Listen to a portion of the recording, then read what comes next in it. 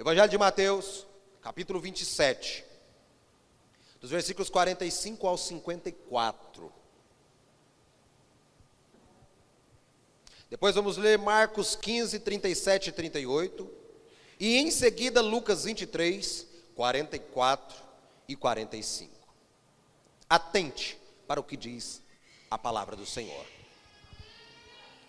E desde a hora sexta houve trevas sobre toda a terra, até a hora nona. E perto da hora nona exclamou Jesus em alta voz, dizendo: Eli, Eli, lama sabachthani. Isto é, Deus meu, por que me desamparaste? E alguns dos que ali estavam ouvindo isto diziam: Este clama por Elias. E logo um deles, correndo, tomou uma esponja e embebeu-a em vinagre, e pondo-a numa cana, dava-lhe de beber. E outros, porém, diziam: Deixa, vejamos se Elias vem livrá-lo. E Jesus, clamando outra vez com grande voz, rendeu o espírito. E eis que o véu do templo se rasgou em dois, de alto a baixo, e tremeu a terra, e fenderam-se as pedras. E abriram-se os sepulcros, e muitos corpos de santos que dormiam foram ressuscitados. E, saindo dos sepulcros, depois da ressurreição dele, entraram na cidade santa e apareceram a muitos. E o centurião e os que com ele guardavam a Jesus, vendo o terremoto e as coisas que haviam sucedido, tiveram grande temor e disseram: verdadeiramente, este era o Filho de Deus. Marcos 15.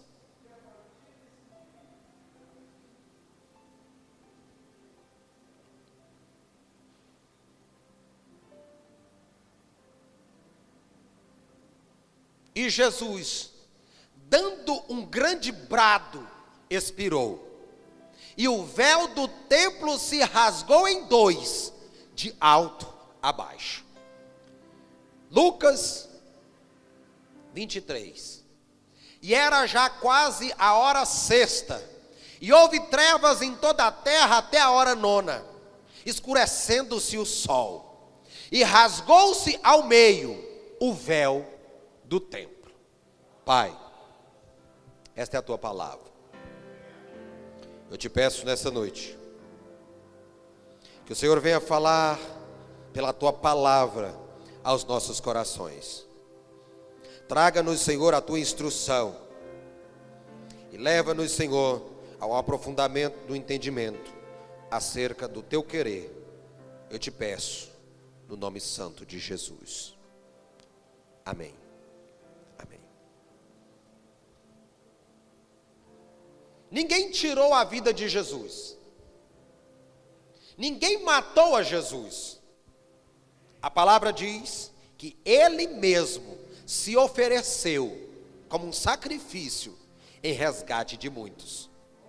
Mateus, Marcos e Lucas. Acabamos de ler o relato desses evangelistas. E os três evangelistas, eles relatam que o véu que se encontrava no santuário se rasgou. Mateus relata que o véu se rasgou. Marcos diz que o véu se rasgou. Lucas diz que o véu se rasgou. Mas qual é a relevância que essa informação traz consigo? O que é que isso tem de relevância? O que significa isso de fato? Isso tem alguma implicação na nossa vida hoje? Isso tem alguma coisa a ver com o cotidiano da igreja nos dias atuais, há 2000 anos posterior ao ocorrido? O que isso realmente quer dizer? Por que é que eles fizeram questão de relatar que esse véu se rasgou? A primeira coisa que nós precisamos compreender é o que era, na verdade, esse véu.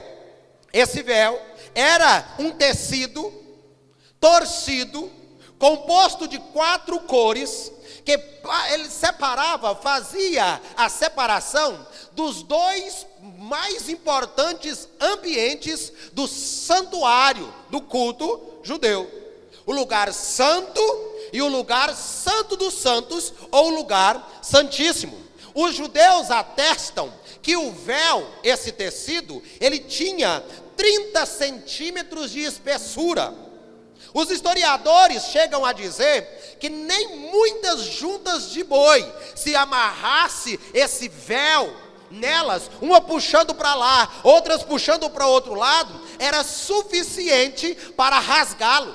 Nem a força motriz principal que havia nos dias de Jesus tinha poder para partir esse véu, que na verdade era uma parede espessa, pesada, feita de tecidos, que tinha 30 centímetros de espessura, e nos dias do rei Herodes, na reconstrução que ele faz do templo, chegava a ter quase 18 metros de altura.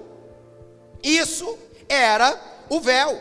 E essa parede feita de tecido, como eu já disse, mas quero frisar para você entender, servia de guarita, de separação, de proteção do lugar santo, o lugar santíssimo. O lugar santíssimo, ou santo dos santos, era o local onde ficava a arca da aliança, com o propiciatório na tampa. Dentro da arca havia ali 3 elementos muito especiais da história do povo judeu e da permanência e do cuidado de Deus para com eles. Ali havia as 2 tábuas dos 10 mandamentos, recebido por Moisés, escrito pelo próprio dedo de Deus, a primeira versão, e a segunda, talhada por Moisés, lá no Monte Sinai. Dentro da arca havia um jarro, uma porção do maná. Lembra que o maná, ele aparecia antes do sol nascer, e à tarde ele apodrecia, mas essa porção permanecia intacta e incorruptível no jarro, dentro da arca da aliança. E ali também estava o bordão de Arão, o cajado de Arão, que era seco, mas Deus fez separação de Arão, mostrando um grande milagre, separando ele dos demais da sua época, e uma vara seca, ela floresceu e ela produziu como sinal de que Deus estava naquele negócio. Ninguém podia entrar naquele recinto. Era um recinto separado, era um recinto escuro, que só era visitado uma vez por ano, por apenas o sumo sacerdote. O sumo sacerdote, uma vez por ano, ele entrava ali, passava através do véu, para onde estava aquilo que representava a presença de Deus. O único homem que passava por aquele véu era o sumo sacerdote, uma vez por ano, fazendo o papel de mediador entre Deus e o homem que pecou e caiu. Ele entrava nesse local com o intuito de pedir perdão a Deus pelos pecados seus, de sua família e de toda a nação, e então oferecia o sacrifício ao Senhor, e ele então tinha uma resposta. Somente, escute isso, somente o sumo sacerdote tinha permissão para entrar ali. O acesso era restrito, e qualquer outra pessoa que intencionasse passar aquele véu para dentro morreria automaticamente. Esse ritual era repetido ano após ano, mas aquele recinto ficava invisitável durante todo o ano. No lugar santo havia as atividades sacerdotais e levíticas, mas no Santo dos Santos ele ficava separado por essa parede, e ninguém podia entrar na presença de Deus. Quando Jesus morreu, Mateus 27, 51, o texto primeiro que nós utilizamos, e nós vamos frisar nele, diz: eis que o véu do templo se rasgou em dois, de alto a baixo, e tremeu a terra, e fenderam as penhas. Era irrasgável. Eu não sei nem se essa palavra existe. Mas era impossível de partir aquela parede densa. E quando Jesus morre, aquele véu, ele é rasgado. Mas o que isso tem, pastor, de relevância? O que isso tem de significância? O templo dos judeus nem existe. Aquele sistema ritualístico, ele não perdurou, ele não faz mais sentido. Aquilo tinha a ver com o esquema de culto antes de Jesus. Para a igreja, o que implicação que isso tem? E eu quero chamar a sua atenção, porque aqui existe 3 questões relevantes neste versículo. Quero que deixe ele aqui, para nós refletirmos e analisarmos. A primeira coisa, põe para mim, Mateus 27, 51. Eis que o véu do templo se rasgou em 2. Importante nós entendermos que o véu foi partido no meio. Não foi um rasgo de um lado. Não foi um partidinho em algum espaço. Não, ele foi fendido. Ele partiu totalmente, desde cima até embaixo. Partiu-se em 2.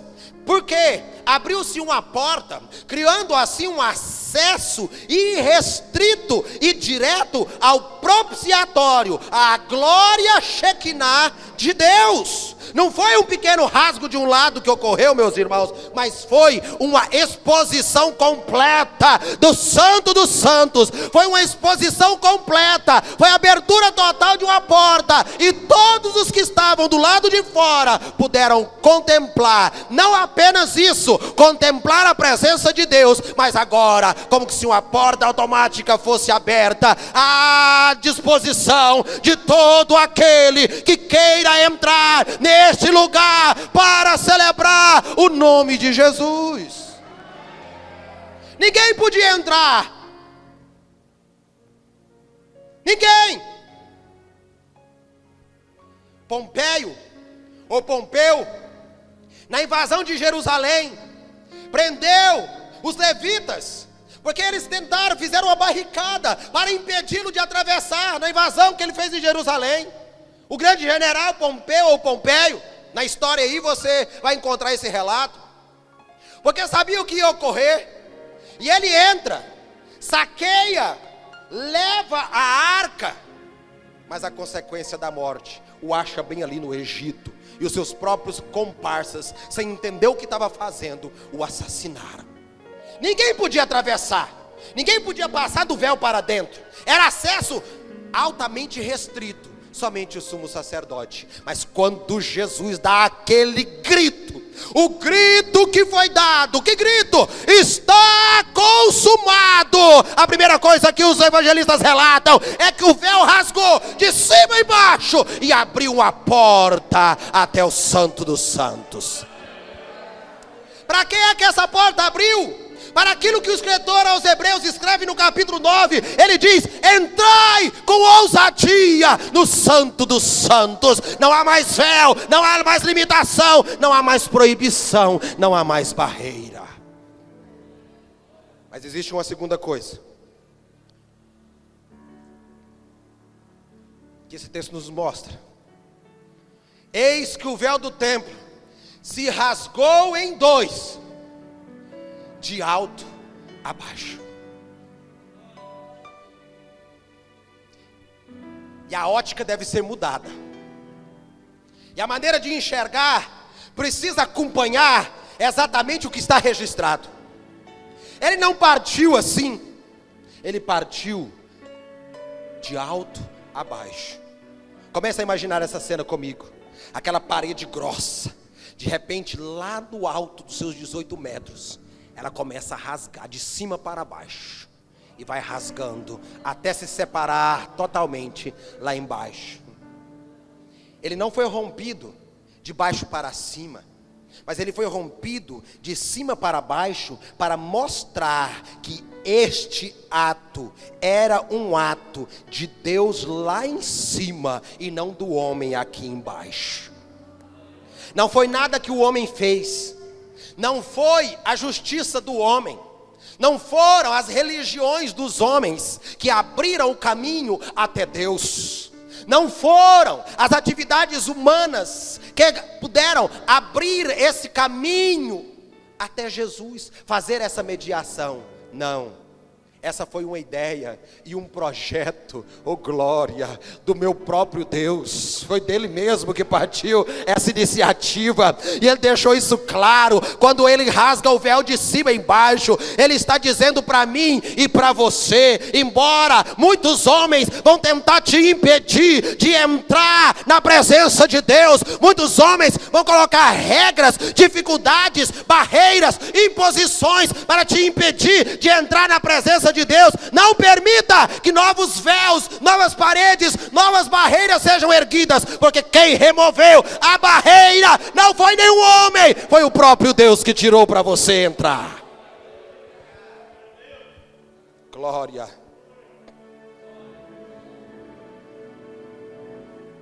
Em terceiro lugar, tudo isso aconteceu quando Jesus grita que está consumado.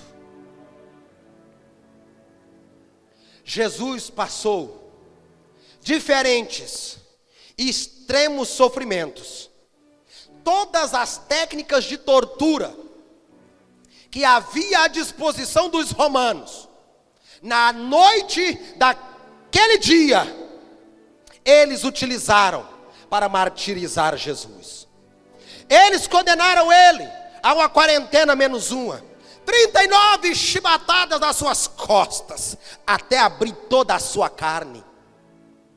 Eles bateram na sua cabeça com um caniço, com uma taboca, com um bambu, com uma madeira, batiam em sua cabeça. Eles expuseram quase que totalmente a sua nudez diante da plateia, que agora o olha como um criminoso banal e qualquer. Eles cuspiram em Jesus, eles chutaram Jesus, eles xingaram Jesus, quando a sua cabeça estava cheia de hematomas, de tanto tomar pauladas na cabeça. Eles furaram os hematomas com uma coroa tecida de espinhos e cardos, perfurando toda aquela dor. Mas nenhum desses sofrimentos foi o que nos levou de volta para Deus. Porque se ele tivesse passado todo esse padecimento, essas muitas maneiras de sofrimento, mas não tivesse morrido, seria inválido. Porque era preciso um cordeiro ser morto, um cordeiro imaculado, sem culpa, sem mancha, puro. E foi exatamente com a morte de Jesus que esse livre acesso nos foi conquistado.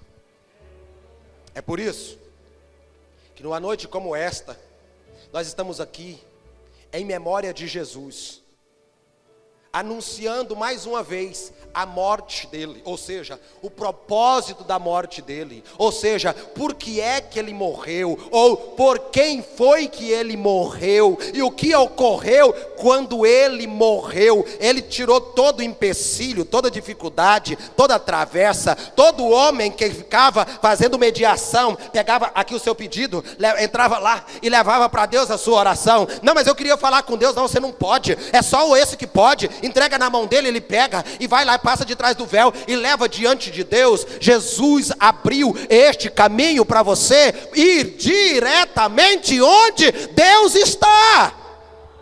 Meu irmão e minha irmã,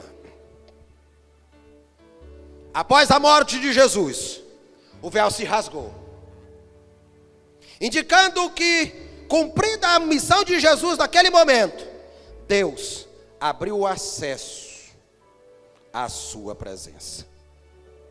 O véu foi rasgado, o acesso foi aberto. Agora nós já não somos mais mediados por sacerdotes, por intermediários, ou por qualquer ser humano que possa estar entre nós e Deus, apenas Jesus. Ele se colocou como sumo sacerdote em nosso favor. E nós agora, ele diz: tudo o que vocês conversarem com o Pai e pedirem a Ele, em meu nome, Ele irá conceder para vocês.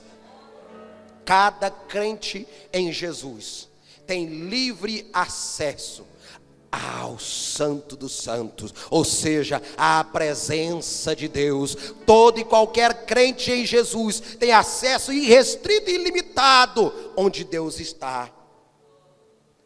O véu, o seu rompimento, marcou a abertura do caminho que o homem precisa percorrer para encontrar Deus. Concluindo minha fala nessa noite, eu me alegro muito, porque até que esse véu fosse rompido, era preciso muito ritual, era preciso muita politicagem, porque só o presidente dos sacerdotes, uma vez por ano, podia entrar naquele lugar santo, com uma veste especial, com um peitoral cravejado de pedras preciosas e riquezas, com um chapéu, uma mitra muito especial posta sobre a sua cabeça, as vestimentas postas sobre ele, eram coisas da mais fina estirpe. Mas quando aquele véu, do alto a baixo, foi rasgado, abrindo essa porta e esse caminho, a partir daí, o mais humilde dos crentes pode entrar na presença de Deus com oração e louvor a qualquer hora e em qualquer momento e sob qualquer circunstância da sua vida. Você não entendeu isso? Você não compreendeu? Porque se você tivesse compreendido, você não aguentaria os glórias guardados aí, porque agora já não tem mais limitação para ir onde Deus está, não tem pessoas determinadas para chegar até Deus, não precisa de politicagem, de finas vestes, de grande e avultado recurso financeiro. Qualquer dia, qualquer hora, qualquer momento, você, por mais humilde que seja, Jesus abriu a porta para você ir aonde está o Papai do céu.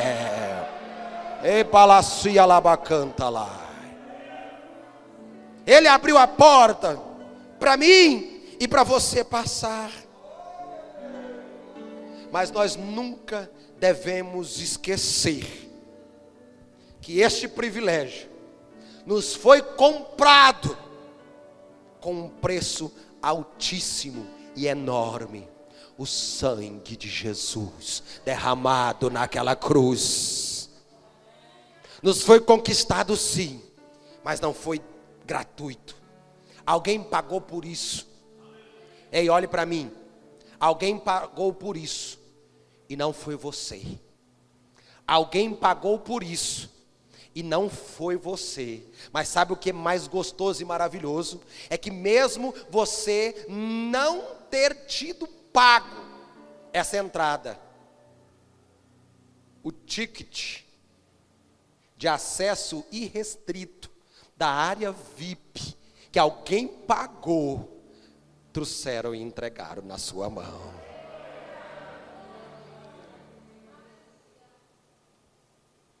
Primeiro Timóteo, capítulo 2, versículos 5 e 6, eu encerro a minha palavra com essa leitura.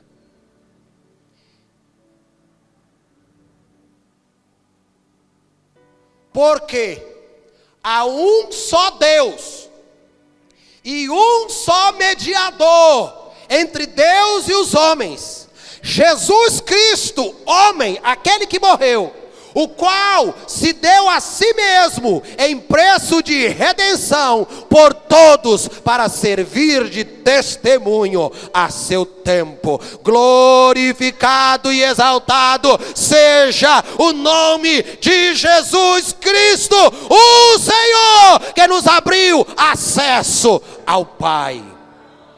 Palmas para Jesus.